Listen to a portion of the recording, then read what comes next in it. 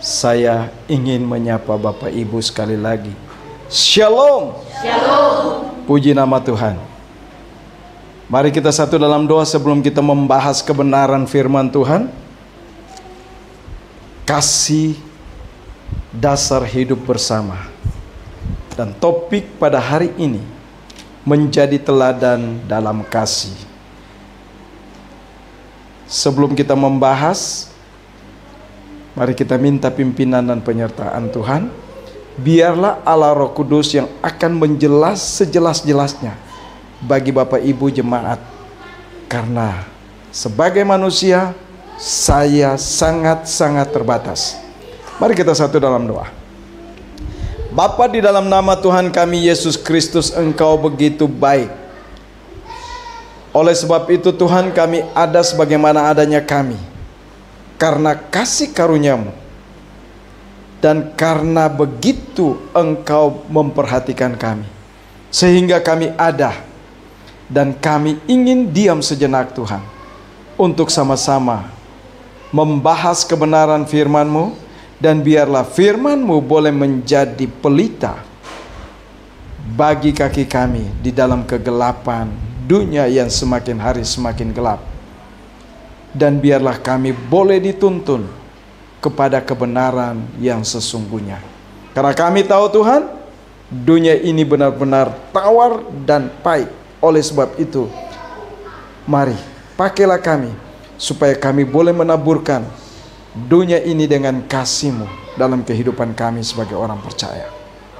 Terima kasih Tuhan Yesus, Engkau sendiri yang mau mengambil alih, dan Engkau mau berikan hikmat dalam bibir mulut hamba, supaya apa yang hamba katakan semuanya berasal daripada-Mu. Terima kasih Tuhan Yesus. Haleluya.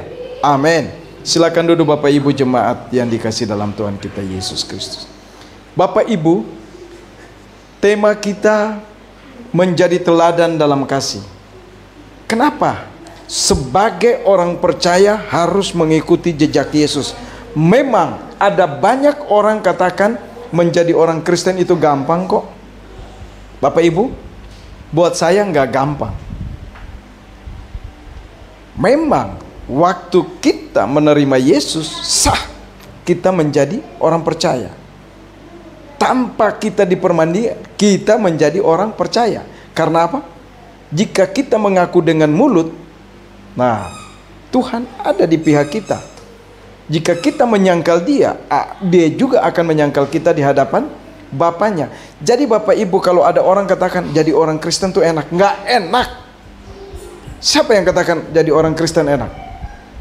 Kalau ada yang katakan enak, nah kita lihat. Tantangan datang, apakah kita mundur atau kita maju? Kita akan belajar dari surat Petrus yang pertama, pasal yang kedua, ayat 18 sampai ayat 25. Kita akan baca silih berganti. Saya ayat 18, Bapak Ibu ayat 19, kita sampai ayat yang ke-25. Jadi kalau diberikan perikop dan judul oleh Lembaga Alkitab Indonesia, penderitaan Kristus sebagai teladan. Nah, penderitaan Kristus sebagai teladan. Ini luar biasa. Kalau kita orang yang percaya kepada Kristus, bagaimana kita bisa menunjukkan bahwa kita adalah milik Kristus? Bapak Ibu, kalau Erno, kita tahu pasti papa mamanya yang mana ya. Kalau Frida, papa mamanya yang mana? Gak mungkin ketukar. Karena apa?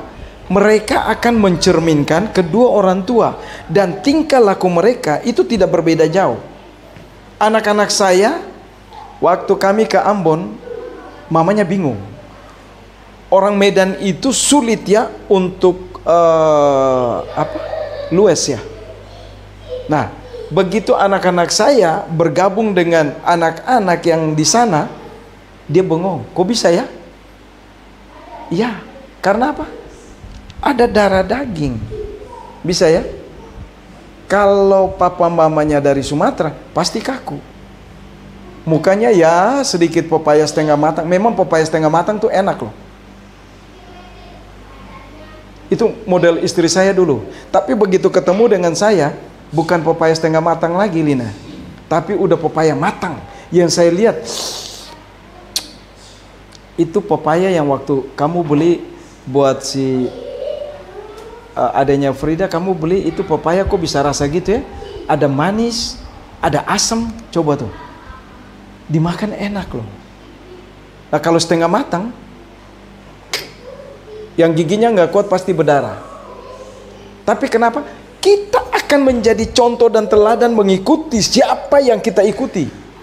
Bahkan ada pengkhotbah-pengkhotbah terkenal, begitu leadernya jadi pendeta, pasti berkhotbah gayanya begitu. Saudara-saudara, hari ini, saya kalau dengar begitu false.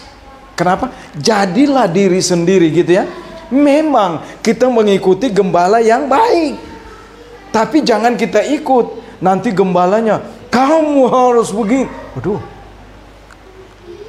Gitu ya. Pernah dengar nggak? Contoh, ada pendeta-pendeta gede. Begitu dibentuk hamba-hamba Tuhan di sana, begitu pegang pos-pos, gayanya sama. Saya bilang ini dia nih. Tapi mari kita jadi diri sendiri. Tapi waktu kita mengikuti Kristus, jadilah sama seperti Kristus. Bukan berarti kita harus disalib. Jadi diri sendiri, tapi kasih itu kita harus pancarkan. Mari kita baca kebenaran firman Tuhan. Dari 1 Petrus 2 ayat 18 sampai 25. Judul dan perikop yang diberikan oleh Lembaga Alkitab Indonesia, penderitaan Kristus sebagai teladan. Ayat 18. Hai kamu hamba-hamba, tunduklah dengan penuh ketakutan kepada Tuhanmu, bukan saja kepada yang baik dan peramah, tetapi juga kepada yang bengis.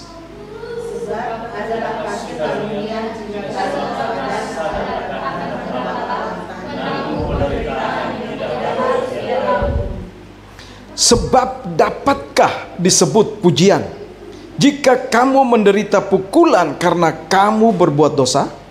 Tetapi jika kamu berbuat baik dan karena itu kamu harus menderita, maka itu adalah kasih karunia pada Allah.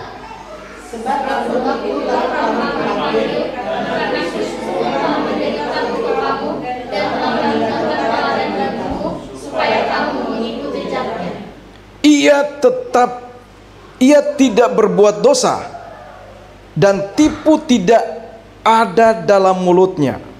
Ketika ia mencaci maki, ia tidak membalas dan mencaci maki.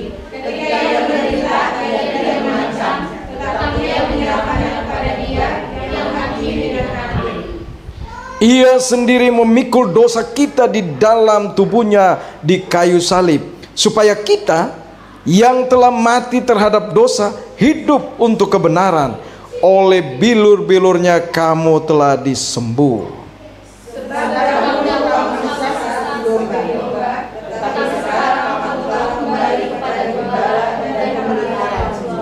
Luar biasa ya Bapak Ibu. Petrus itu tidak salah. Surat Petrus yang pertama ini memang bukan Petrus yang menulis, tapi Silas yang di samping Petrus yang menjadi juru catat. Karena Petrus itu barangkali bahasanya kasar sama kayak saya. Saya senang ngomong apa adanya, tetapi bukan berarti saya benci. Karena itulah sebenarnya irama model kehidupan saya terbentuk di jalanan ya seperti itu. Jadi kalau istri saya katakan, kamu ngomong pelan-pelan, saya ngomong saya udah pelan. Karena apa? Saya senang nyanyi. Kalau saya ngomong pelan, saya bukan seperti teman saya. Ada beberapa teman yang lulus dari STI, mereka kalau ngajar bahkan khotbah pun berbisik-bisik. Saya bilang tolong kerasin. Ada satu saya bikin tali mic, tapi akhirnya istrinya protes. Enggak, beliau suka taruh mic di mulut karena beliau ngomongnya halus. Aduh, gitu ya. Dua-dua Ambon juga. Saya bilang beda memang karakter. Bisa Bapak Ibu? Karena apa? Waktu saya diajar untuk mengolah vokal, itu A, I, U, E, O itu harus jelas. Jadi nggak bisa saya ngomong seperti orang Solo. Kalau orang Ambon jadi orang Solo gimana ya? Ana, sudah makan belum nak? Keset. Beda kan? Kalau saya nggak begitu. Keset, udah makan belum? Makan. Tapi jam ibadah nggak boleh nggak boleh makan. Itu gaya saya. Tapi kalau gaya orang Solo kan, inilah yang sebenarnya kita lihat bahwa gaya Petrus itu kasar karena dia memang orang dari lapangan. Pelaut itu nggak ada yang alus-alus. Kalau dia alus, ya, bagaimana dia mau tarik jala? Ibu Ros pernah lihat orang dapat ikan tongkol di laut, bagaimana caranya? Kalau mancing ya. Tapi kalau dengan kapal itu enak. Waktu pancingnya turun, langsung begitu angkat begini, ikannya lepas, turun lagi.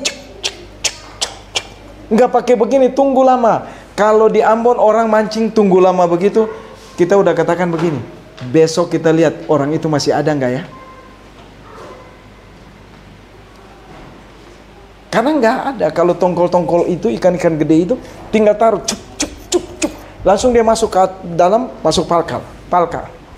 Jadi Bapak Ibu, kalau ada orang yang mancing dan dia dapat ikan gede, bagaimana coba? Ikan itu tenaganya 2 kali lipat dari kita loh. Nah sama, Petrus karena memang hidupnya keras di laut, gayanya dia juga keras. Oleh sebab itu surat pertama dari surat Petrus ini ditulis oleh Silas. Sebab bahasa Petrus itu keras. Dan kita lihat di dalam suratnya yang kedua. Surat Petrus mulai dengan menjelaskan status pembaca sebagai bangsa yang terpilih. Hai, kamulah bangsa terpilih, imamat rajani, umat yang kudus. Ini buat siapa? Orang-orang pilihan Allah, bukan cuma buat bangsa Israel. Nah ini Petrus mengingatkan, hei bangsa Israel, kalian adalah bangsa yang kudus, imamat rajani, kalian gak mau berpindah.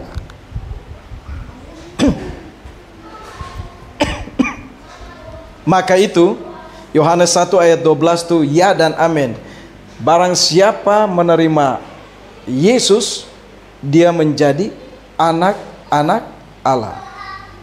Ini luar biasa Bapak Ibu. Karena apa? Petrus menggambarkan bahwa kita adalah bangsa yang kudus. Waktu kita menerima Yesus, kita bukan lagi sia-sia. Kita bukan lagi orang-orang yang binasa. Maka itu Petrus ingin mengajarkan kita.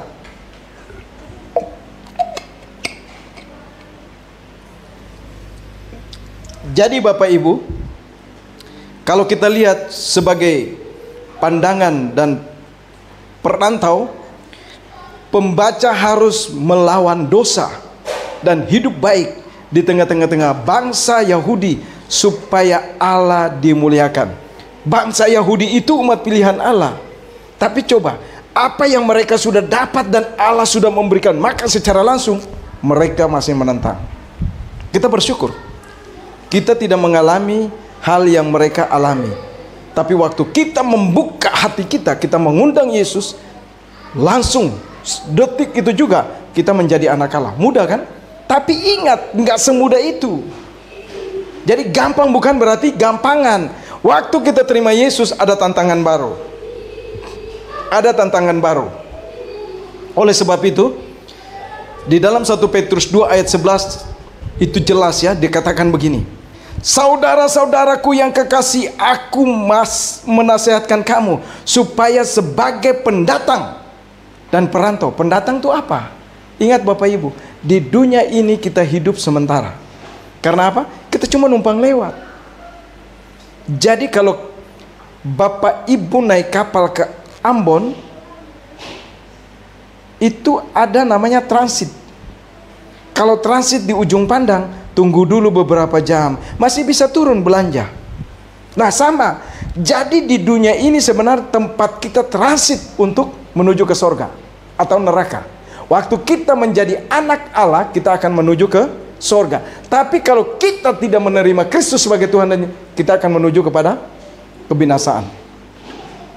Itu yang Petrus ingin jelaskan. Kamu menjauhkan diri dari keinginan-keinginan daging dan berjuang melawan jiwa. Waduh. Bapak Ibu, ada banyak hal. Pelayanan kami belakangan ini, anak-anak muda, begitu kami dengar, ngeri-ngeri sedap. Ada yang tidur, begitu dia tidur, dia rasa ada yang jalan di atas kasur. Dan begitu dia, itu mimpi atau kenyataan itu, Ibu Ros, yang kemarin diceritakan. Jadi dia melirik ke kiri, itu orang sambil menaruh barang dan mulai jongkok. Tapi begitu dia melirik ke kanan, itu orang mulai berdiri dan mulai terbang. Bahkan ada benda-benda yang terbang, tapi begitu dalam nama Yesus jatuh. Jangan main-main Bapak Ibu. Ini tantangan. Dan jiwa kita bisa terganggu kalau kita tidak hidup dalam kasih karunia Allah. Tubuh kita boleh nggak apa-apa. Coba maaf, ketakutan itu tubuh atau jiwa? Bapak Erno? Jiwa. Di dalam tubuh ini tempat diamnya jiwa dan roh. Tubuh boleh mati dan binasa di dalam dunia ini, tapi kita akan memakai tubuh kemuliaan, jiwa kita dan roh kembali kepada Bapa di sorga. Tapi kalau kita tidak bersama-sama dengan Kristus, nah itu jadi pertanyaan tuh. Saya nggak tahu, kalau Line di tempat kerjaan rasa panas nggak? Panas? Bukan di ruangan AC ya? Oh, coba di bumi aja udah panas, bagaimana neraka? Bisa Bapak Ibu? Di bumi aja udah panas. Maka itu kalau saya lihat ya, Kak Juliani kalau datang pakai kaos kaki, pakai celana panjang, pakai, aduh, udah kayak mau naik ke bulan gitu ya. Tapi nggak apa-apa.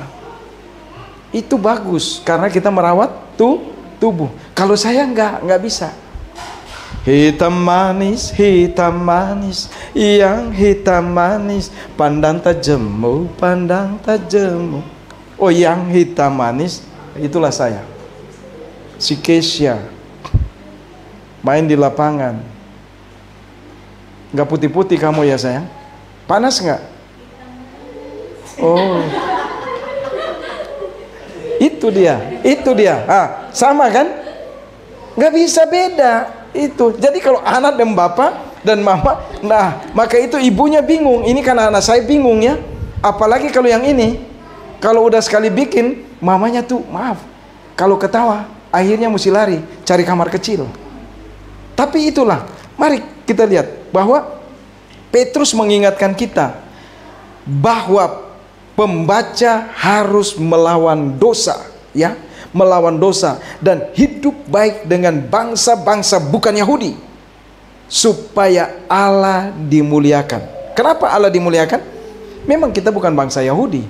Bangsa Yahudi itu menganggap dirinya spesial karena umat pilihan. Tapi mereka tidak tahu bahwa mereka juga akan binasa. Karena apa? Mereka masih menanti dan menunggu Mesias itu sendiri. Ini yang paling mengerikan. Bapak Ibu, saya coba percepatkan. Para penerima surat 1 Petrus ini hidup dalam masa-masa sukar.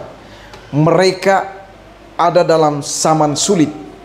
Saat dimana kekristenan ya mengalami penganiayaan yang hebat. Nah, Bapak Ibu, kalau kita juga berada sama seperti kejadian waktu itu, bagaimana kita? Apakah kita mau tinggalkan Kristus atau mau bersama-sama? Ada satu kisah, seorang anak di suatu tempat, waktu dia ditanya, kamu agamanya apa? Kristen. Kamu mau tinggalkan Kristus, ya? Ya. Kencing itu kitab sucimu, sobek-sobek, kamu selamat. Atau kamu mau ditembak mati? Dia katakan apa? Lebih baik saya ditembak mati. Karena hari ini apabila saya tinggalkan dunia ini, saya bersama-sama dengan Allah saya yang memberikan jaminan keselamatan. Luar biasa. Dan bagaimana? Dia nggak ditembak mati. Yang mau tembak gemetar. Dia bilang, tembak Pak.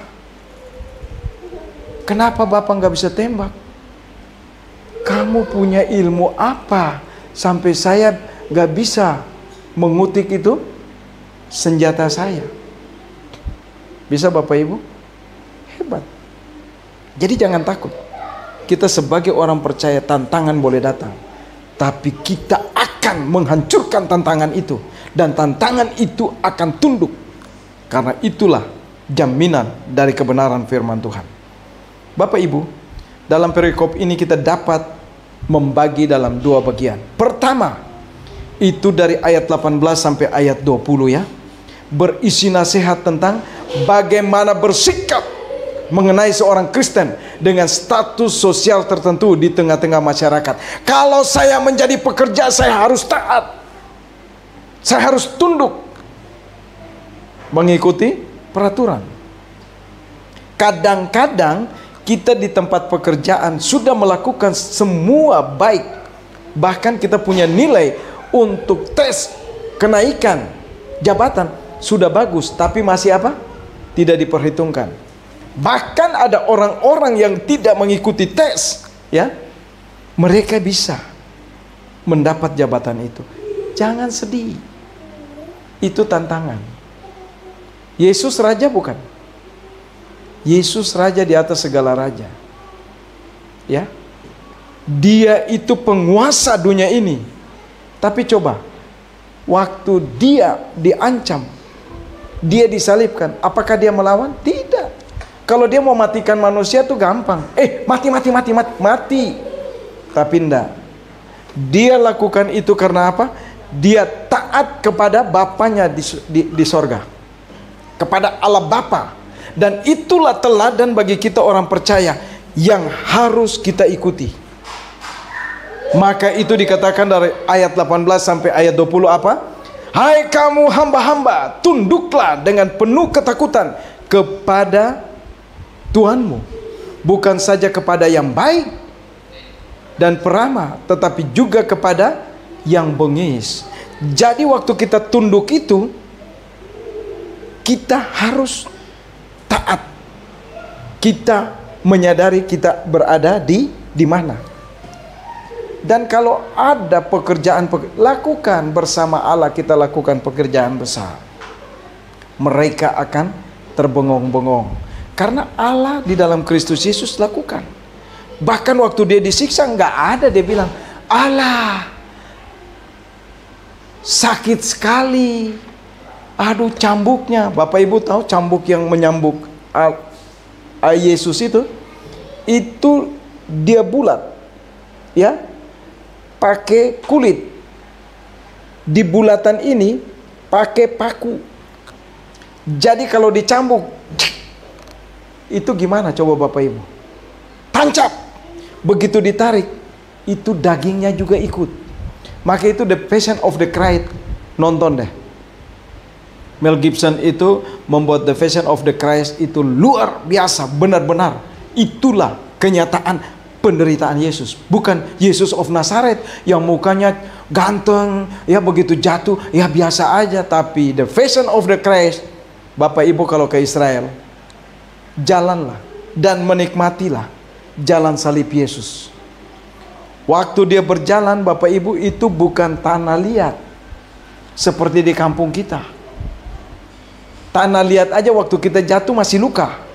Bapak Ibu tahu itu karang dan kerasnya minta ampun. Bukan karang yang maaf kata dipukul tak patah, enggak. Itu karang bodoh, bongkahan-bongkahan.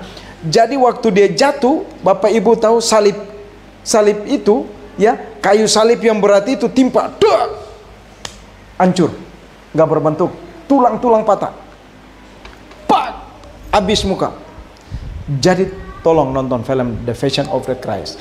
Kalau kita sebagai orang percaya, kita harus melihat dia saja tidak mengeluh, dia menerima setiap tantangan, setiap penderitaan, setiap cobaan dengan senyum. Dan akhirnya sudah tidak ada tenaga, harus orang lain yang melanjutkan. Jadi perjalanan salib itu Bapak Ibu, ada kurang lebih 7 atau 8 kali jatuh. Dan setiap tikungan yang dimana dia jatuh, itu dibuat kapel. Kalau kita ke Israel, jadi begitu, kita suruh pikul salib. Nah, pikul salib jangan kita sambil ketawa, kita nggak akan merasakan. Tapi mari waktu kita pikul salib, coba kita punya imajinasi ya, bagaimana Yesus memikul salib. Memang waktu kita pikul salib itu, salib nggak seberat yang Yesus pikul. Karena Yesus pikul itu kayu, belum berbentuk salib. Tapi waktu kita pikul itu, jalan dari bawah, coba kita mengamati.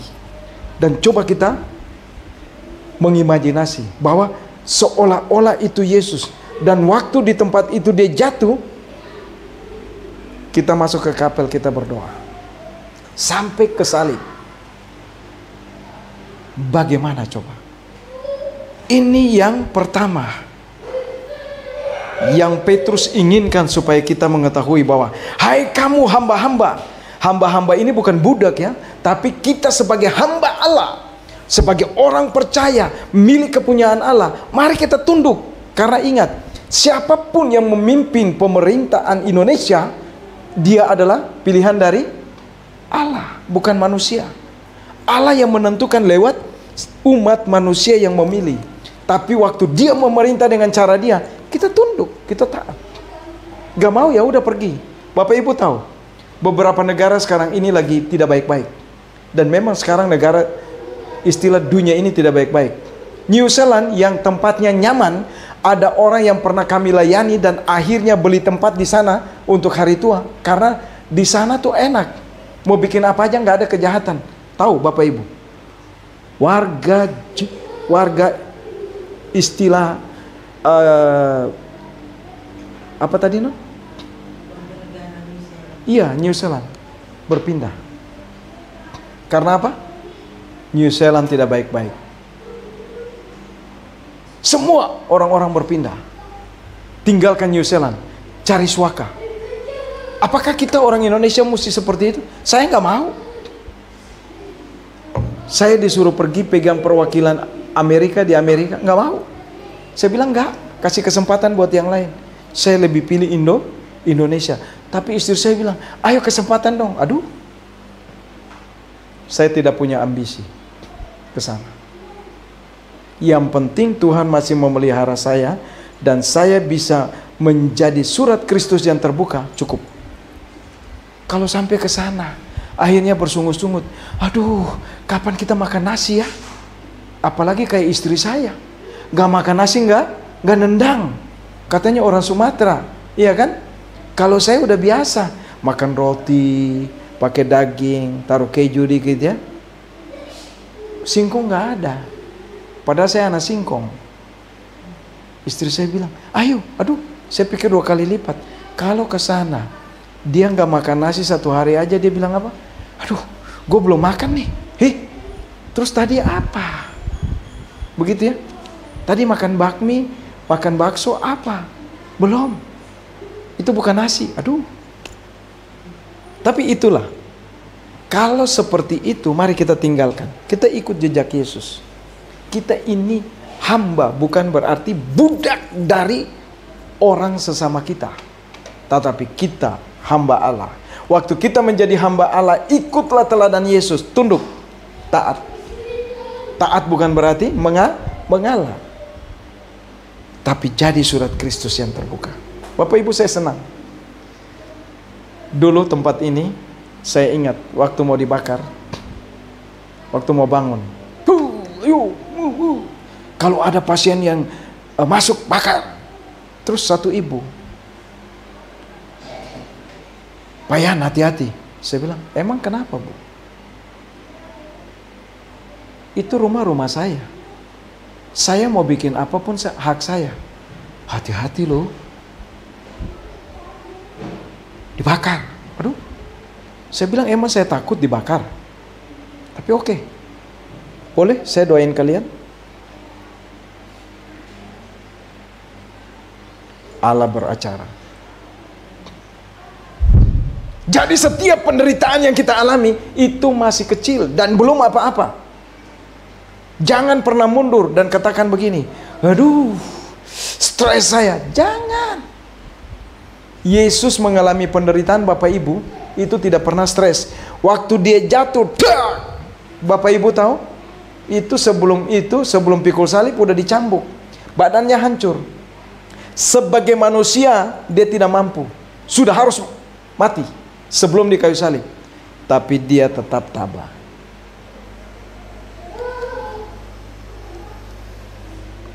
Coba dengan langkah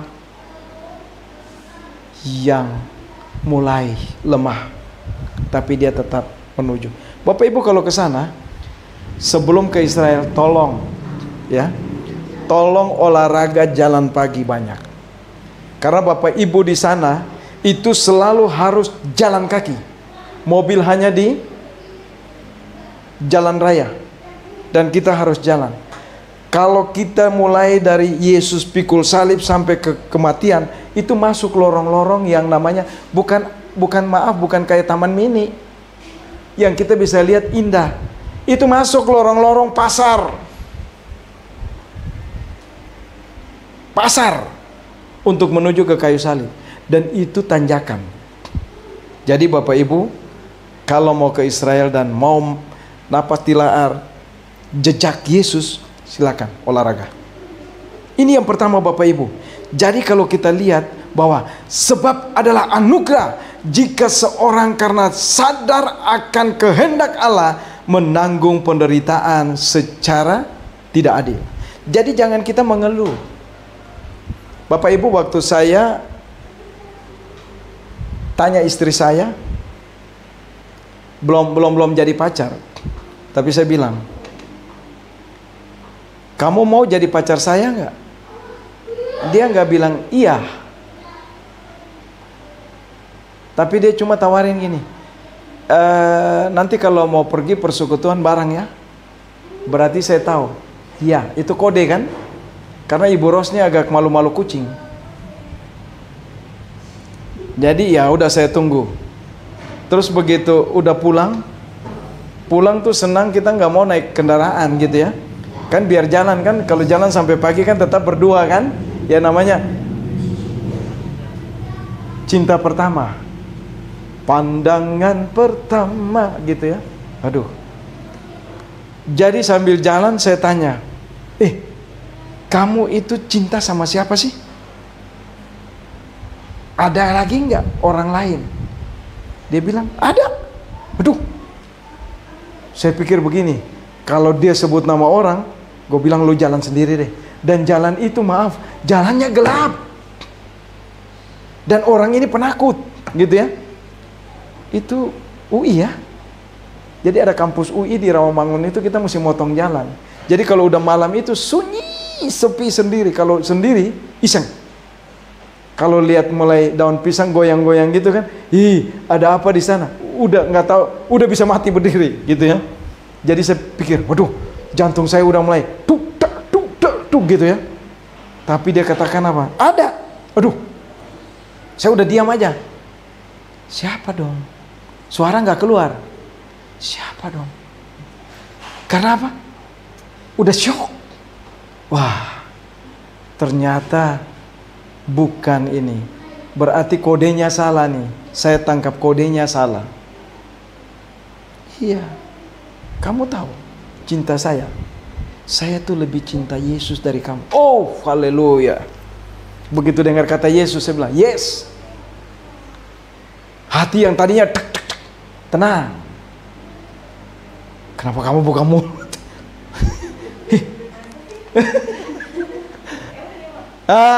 Tanya mamamu. Aduh. Jadi tantangan itu ada, tapi bukan berarti mundur, iya kan? Jadi begitu Yesus, waduh, saya bilang haleluya dalam hati. Jangan sampai nanti kepalanya gede kan? Boleh deh, tahun depan kita nikah ya. Ya. Tapi masih ada tantangan. Jadi tanggal jadi itu tahun depan, tanggal itu juga kita menikah. Gak lama-lama, supaya jangan ada dosa di antara kita. Ya Ibu Ros. Nah. Tantangan kedua, Begitu datang ke keluarga, keluarga ngamuk-ngamuk. Pak. Duh, kenapa? Muka kamu kok kejedut apa sampai begitu tuh? Untung bibirnya gak pindah kan? Keluargaku mau ketemu sama kamu. Oke, saya datang. Saya nggak rapi. Saya apa adanya. Kos oblong, celana. Datang. Dari jam 3 sore sampai jam 2 malam gak nongol-nongol nih orang. Begitu nongol, kalian udah makan belum? Lihat ya, jangan mundur. Udah makan belum? Belum bang. Cari makan dulu, kita makan. Lah katanya mau disidang. Sidang apa? Cari makan dulu, kita makan. Ini ada orang yang hidup. Coba tanya. Yang tadinya dia datang begitu bilang, saya mau nikah dengan orang Ambon. Begitu dengar orang Ambon, aduh, apalagi bontot. Hati-hati Christine, kamu bontot kan? Jangan dapat orang lain. Cari orang Nias. Supaya aman. Kalau mau tantangan nggak apa-apa. Tanya abang, boleh nggak? Waduh, pup gitu kan? Begitu saya datang, aman. Makan, udah. Kalian istirahat. Besok kan ada pelayan. Iya, ada pelayanan bang. Kapan disidangin? Jadi kalian maunya kapan menikah? Ya, tanggal ini, bulan ini bang. Oke. Belum aman juga. Tantangan ketiga. Bisa? 1, 2, masih 3. Kalau ada yang bilang, kau sakiti 1 kali masih ada pengampu, 2 kali, tapi jangan 3 kali. Ini udah 3. Ibunya datang. Tanggal mesti kami yang tentukan. Waduh. Dan gak main-main, tantangan keempat. Harus berhadapan dengan dukun yang harus tentukan tanggal itu. Waduh. Saya bilang, Tuhan, Engkau luar biasa. Duduk berhadapan. Ya Pak, kami tentukan tanggal sekian, bulan sekian. Oh iya. Apa yang terjadi? Dari mulutnya nggak keluar satu patah kata pun. Dia apa? Saya pergi dulu ya, nanti saya balik lagi ya. Sampai sekarang saya nggak tahu tuh batang hidungnya. Kamu kenal nggak non? Bisa Bapak Ibu?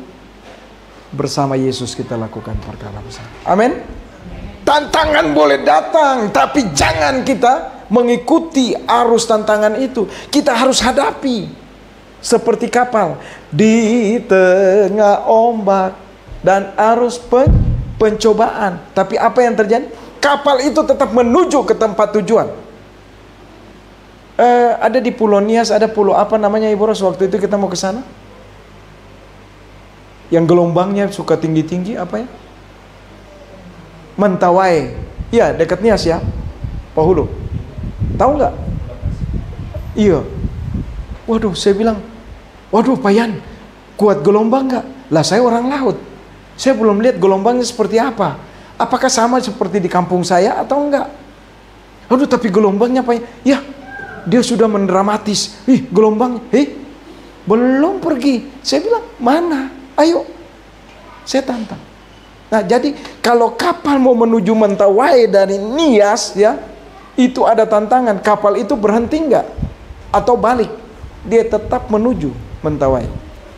Apapun yang terjadi. Nah, inilah sebagai milik kepunyaan hamba-hamba Allah. Jadi waktu kita menjadi hamba Allah, jangan pernah takut. Maju, pantang mundur. Ini yang pertama. Yang kedua, ayat 21 sampai ayat 25 dikatakan begini. Saya baca dari Alkitab kita aja ya.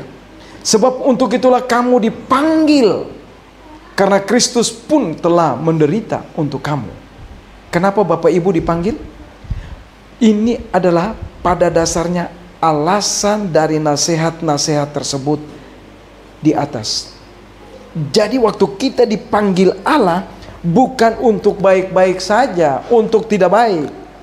Tapi Bapak Ibu tahu, Bapak Ibu lihat kita ada di sini hari ini, aman dan nyaman. Jangan lihat sekarang, tapi proses berapa tahun non ya kita di sini? Mulai dari ini ya. 22 tahun. 3 tahun belakangan ini baru kita enak. Selama ini tidak bersahabat. Tapi apa kita mundur? Bahkan pernah anak saya, si Keset, kamu masih ingat nggak? Waktu kamu lihat spanduk kamu bilang apa? Pindah aja, pindah. Pindah aja. Kok kita kayak sampah gitu ya?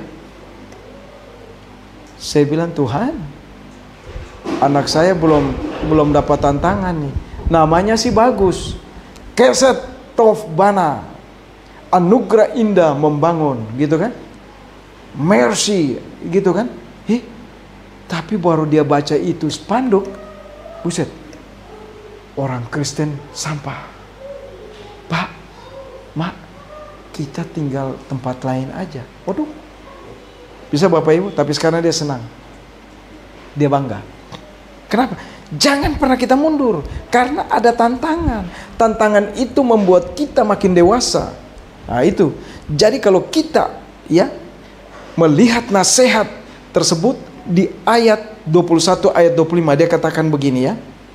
Sebab itu kamu dipanggil, karena Kristus pun telah menderita untuk kamu dan telah meninggalkan teladan bagimu supaya kamu mengikuti jejaknya. Bapak Ibu, kalau kita masuk hutan, pernah lihat nggak? Ada jalan setapak kecil, tapi di kiri kanan ada rumput, dan bahkan jalan itu pun ditutupin rumput yang di kiri kanan lebat. Tapi kita tahu nggak ada jalan?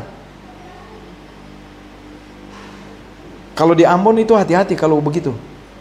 Jalan tapi udah ditutup, hati-hati. Lebih baik pakai tongkat. Dan tongkat itu harus di depan. Kenapa? Ular suka tidur di bawah situ. Karena adem kan? Tanah adem.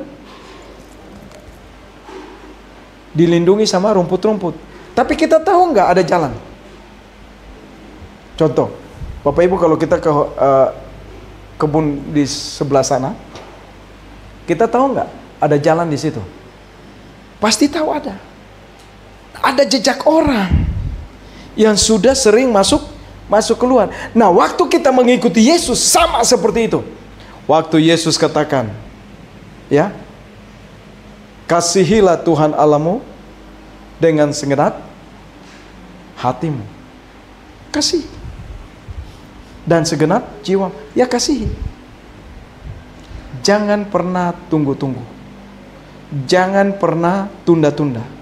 Tapi lakukan apa yang menjadi perintahnya. Apa yang menjadi tugas sebagai orang percaya. Lakukan. Waktu kita bisa lakukan itu, kita lolos. Karena ingat, Yesus sudah memberikan jejak. Ada Bapak Ibu, ada kisah.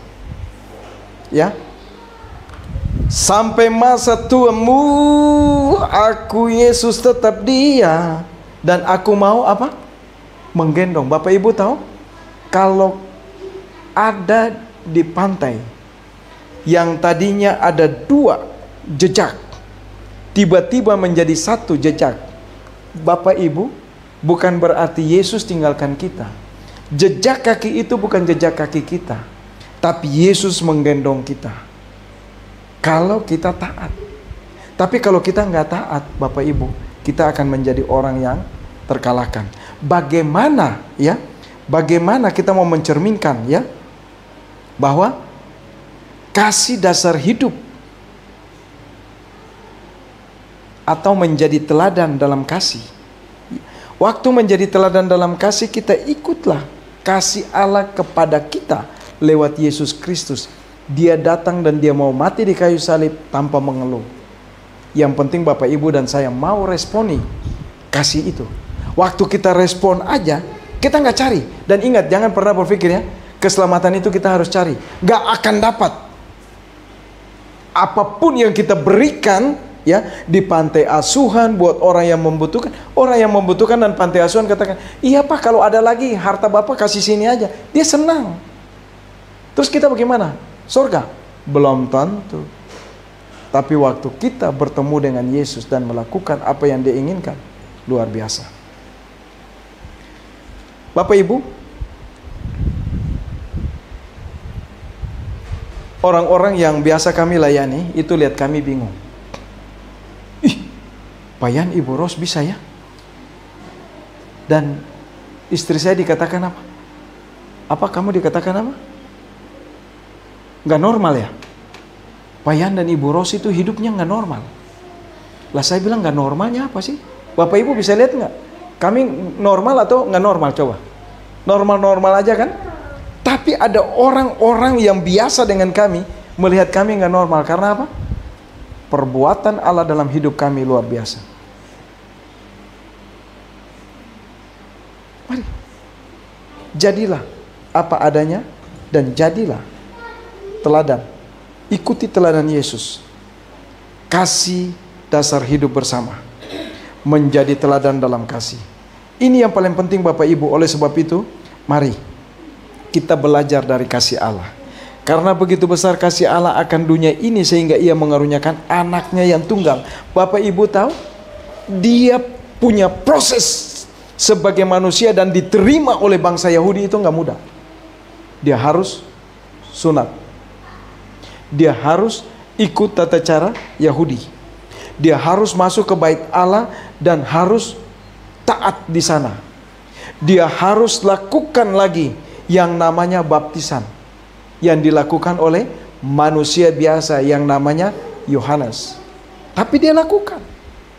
Ayo kamu lakukan itu buat saya supaya semua firman digenapi. Nah, waktu kita ikut jejak Allah, apa yang telah difirman itu kita lakukan.